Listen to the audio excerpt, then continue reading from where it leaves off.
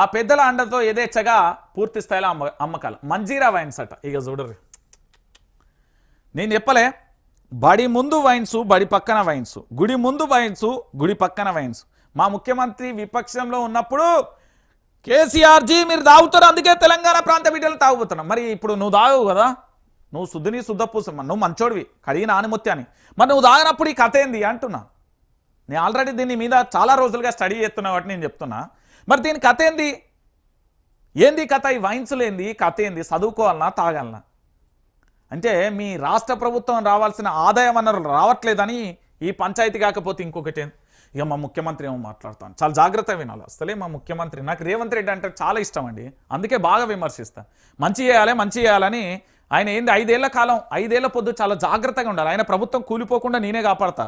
ఎందుకంటే ఆయన ఉండాలి, మనకు తెలవాలి, తెలంగాణ ప్రాంత బిడ్డలకు రియాలిటీ ఏందో తెలవాలి.